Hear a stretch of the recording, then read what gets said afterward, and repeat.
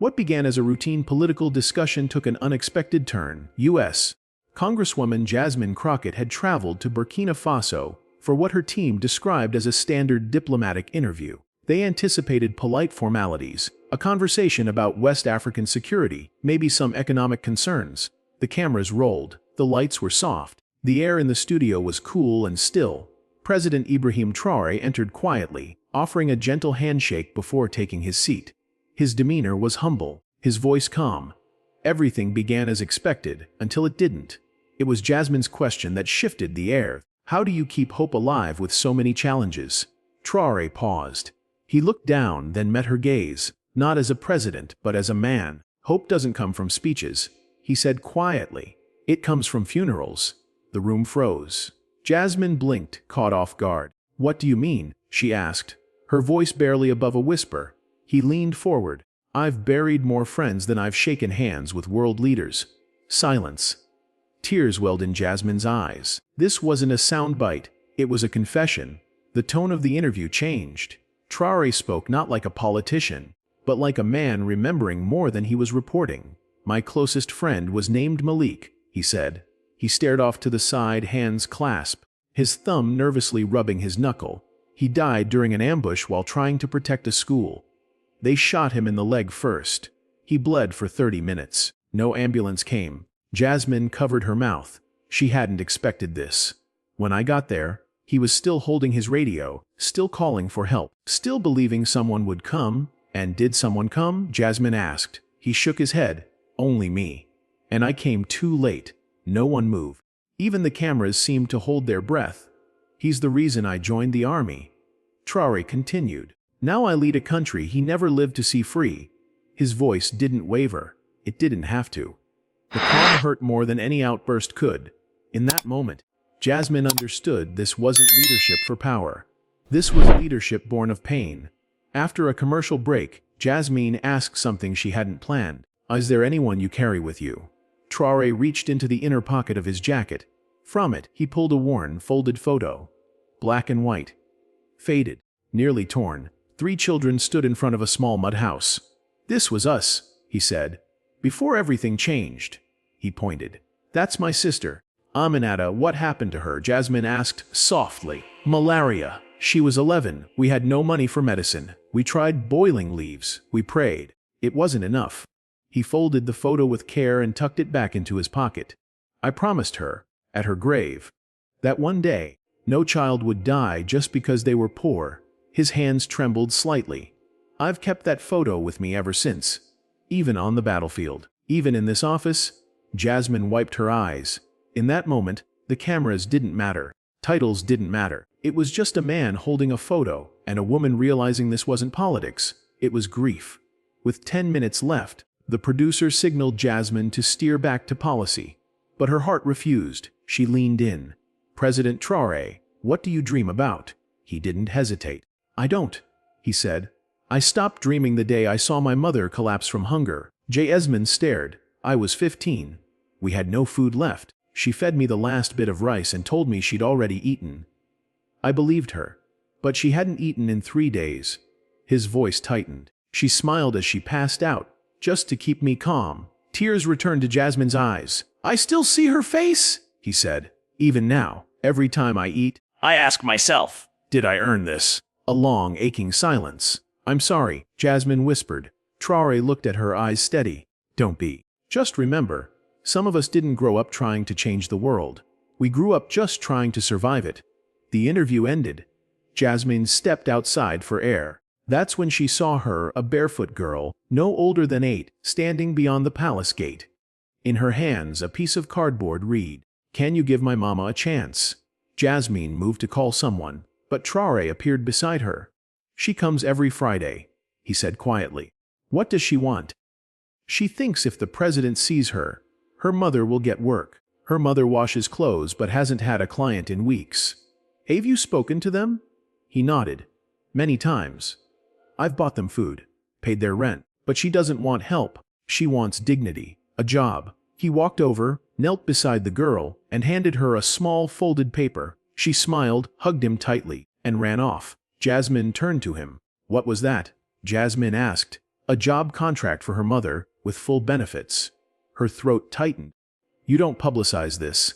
He shook his head. Not everything needs a camera. And in that moment Jasmine realized, some leaders build image. But this one was building lives. That evening, Jasmine was invited to dine in the president's private quarters. The table was modest, no gold, no fanfare, just rice, beans, and grilled chicken. But one thing stood out: an empty chair placed neatly at the corner. Jasmine looked around. Are we expecting someone else? She asked. Traoré gently shook his head. That's for my brother Adama. She paused. Where is he? Gone, he said. Taken in a raid when I was 17. I was supposed to be there, but I had left early to find water. He stared at the chair. He always sat there. Told me stories while we ate. Jasmine's eyes grew glassy. I keep that chair for him, not out of sadness but memory, to remind me that I lead for those who never made it to this table. She nodded slowly, then, without a word, moved to sit beside that empty chair. They ate in silence, and outside, the city lights shimmered softly. Because sometimes, the most powerful statement is setting a place for someone the world has forgotten. On Saturday morning, Jasmine asked to visit where Traoré had grown up. He hesitated, then nodded. A short drive later they arrived at a modest clay brick home on the edge of town. Inside one small room, 2 beds, a broken fan, and a framed photo of a smiling woman on the wall. My mother, he said, his voice soft. The room was frozen in time, faded curtains, old sandals under the bed, and a pencil drawing taped to the wall. You still keep this place? Jasmine asked. He nodded. This is where I first learned hunger and hope. I come here to remember. She walked quietly, stopping at a tiny metal bowl near the window. What's this? She asked. He smiled faintly. My mother used to save coins in that bowl. Every time she had 10 francs, she'd drop one in. She said, a country doesn't change by the millions. It starts with the smallest sacrifice. Jasmine looked at the bowl. It was empty, but somehow it held everything. Later that day, the two sat beneath a neem tree behind the house. No cameras, no microphones, just wind, leaves, and truth. Jasmine asked quietly, why do you carry all this pain so quietly? Traoré took a long breath. Because shouting doesn't bring back the dead. He looked down at his hands. I was once captured, he said, during a rebel attack. I was barely 20. They tied me up, kicked me, beat me. Jasmine's breath caught. But one of them recognized me. He looked up. We had gone to school together. I gave him my lunch once, when his mother fell sick. She was stunned. He untied me when no one was watching. Told me to run. And did you? No, he said. I stayed. I begged for the lives of the others. His voice cracked. For the first time. They didn't listen. A tear rolled down Jasmine's cheek. And now? She asked. Now I try to lead like that boy, quietly, with mercy. There was nothing more to say. Because sometimes, the greatest leaders aren't remembered for what they survived, but for how they used survival to save others. That evening, back at the palace, Jasmine noticed a tiny pair of worn-out children's shoes on a shelf behind the president's desk. She paused. Do you have a child? She asked. Traoré walked over slowly, gently touching the shoes. No, he said quietly. These belong to a boy named Idrissa. I met him during a visit to a displaced persons camp. He was 7. No parents, no shoes, just 2 plastic bags tied to his feet. He paused. He gave me those shoes. Said, you can walk farther than me, Mr. President. Jasmine held her breath. 3 days later, he died of pneumonia. She turned away, trying to hide her tears. I wanted to bury the shoes with him, he said. But his aunt begged me to keep them. She said, he believed you were different.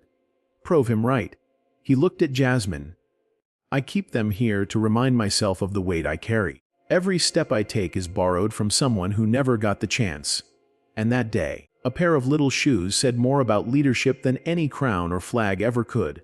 On Sunday morning, President Traoré invited Jasmine to visit a rural clinic just outside Ouagadougou. No press, no security show, just 2 cars and a quiet drive. The clinic was small, tin roof, cracked walls, and the smell of antiseptic hanging in the air. Inside, Jasmine noticed one empty bed among rows of sick children. That bed used to belong to a boy named Thomas, Traoré said, his voice barely a whisper. He had tuberculosis. His mother walked 18 kilometers carrying him here. But when she arrived, the only oxygen tank we had was broken. Jasmine looked down. We called the capital for a replacement. It arrived 2 hours too late. He pointed to the ceiling fan, which barely moved. That day I realized something painful: being president doesn't always mean you can save someone in time. Jasmine wiped her cheek with the back of her hand, while later fixed the tank, repainted the walls. But that bed, he paused. That bed will always remind me, leadership isn't just about fixing what's broken. It's about who we lost while we waited. And in that room, the silence was heavier than any speech. He was scheduled to speak with inmates as part of a rehabilitation project. No fanfare, no speeches. He entered quietly, no suit, just a plain shirt and sandals. They led him to a man sitting alone in the corner. "This is Esif," he said. The man stood slowly, older now, with graying hair and soft, tired eyes. "We fought on opposite sides of a conflict years ago," Traoré explained. "He was captured. I gave the order to detain him." Jasmine's heart dropped. "But today," Traoré continued, "he teaches other prisoners how to read. He volunteered, even asked for more books." Jasmine turned to Isif. "Why did you forgive him?" Isif smiled. "Because he changed. And because I've done things I regret too." Traoré stepped forward. "I didn't come here to lead a country of perfect people," he said. "I came to build a country where broken people still have a future." Jasmine couldn't hold back anymore. A tear slipped free. And in that prison cell, of all places, she saw a kind of freedom no law could give, the kind that comes from healing. That night, overwhelmed, Jasmine sat in her guest quarters. She pulled out her phone to message her mother back in Dallas. "Mom, I don't know how to explain this trip. I've cried more in 2 days than I have in 2 years. She paused, deleted it. "Started again today. I watched a president sit with a man he once called an enemy. I saw him leave flowers by a child's hospital bed." Again she stopped. No words felt big enough. She stood, walked down the hall, and found Traoré alone on the palace balcony. "Can't sleep?" she asked. He smiled faintly. "You get used to carrying things." She nodded. "I tried to write my mom, but I couldn't finish the message." He turned to her gently. "Some feelings don't fit into words," he said. "That's why we live them out instead." And for the first time, Jasmine understood. This wasn't just a political visit. It was her heart learning to feel again. On Monday, Jasmine accompanied Traoré to a small military outpost. It was nothing like American bases. Just a few concrete buildings, worn-down uniforms, and the dry smell of sand and sweat. They were there to honor a fallen soldier. His name was John Baptiste, Traoré said. He died protecting a school bus from an ambush alone, with no backup. Jasmine looked at the single framed photo on the wall. He was just 23. First in his family to finish school. Traoré added, joined the army to pay for his sister's surgery. No reporters, no ceremony. Just the boy's mother, holding back tears as she handed Traoré a small leather notebook. "He wrote about you," she said. Traoré opened it. On the last page, "If I die before seeing peace, tell the president I still believe he's the right one to finish what we started." Jasmine turned away, her face crumbling. Traoré held the notebook tightly. "I lead for people like him. I walk in their names." And in that moment, Jasmine understood why his silence carried more power than 1,000 speeches. That evening, Jasmine was preparing for their farewell dinner when she heard quiet footsteps outside her door. It was Traoré, phone in hand, face pale, shoulders slumped. She stepped into the hallway. "Is everything okay?" He nodded weakly. "I just spoke to the father of a girl who was kidnapped last night by militants in the north." Jasmine froze. "I had promised her safety 2 days ago. She was supposed to start school today." He ran a hand over his face. "I told him to trust me. Told him we were making progress. But now," he exhaled, "all I have are words." Jasmine reached out, gently touched his arm. "You carry so much alone." He didn't deny it. "Every name, every face, every promise I couldn't keep. They don't disappear when the cameras turn off." His voice broke slightly. "I will get her back, even if it's the last thing I do." And in that dim hallway, Jasmine saw it. Not just the weight of leadership, but the pain of a man who wanted nothing more than to keep a child safe and couldn't. The farewell dinner was simple. Plantains, beans, grilled fish. No guests. No speeches.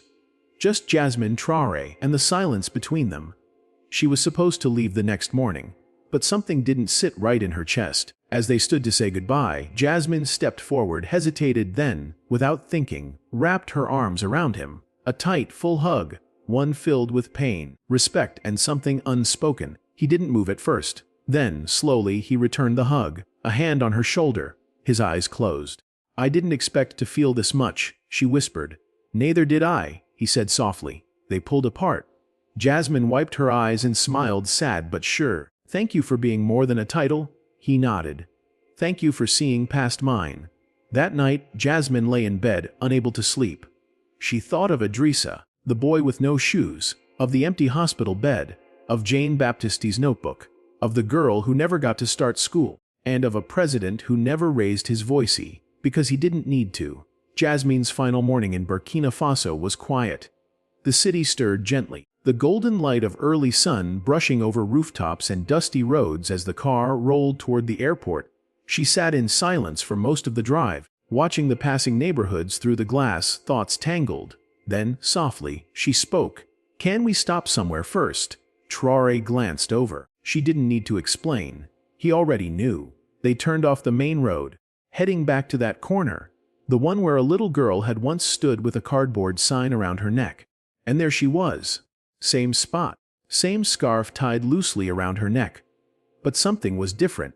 Her mother stood beside her now, hands nervously wringing a fresh white apron, eyes glistening. "She starts work today," Traoré said quietly. "Laundry staff for the presidential residence."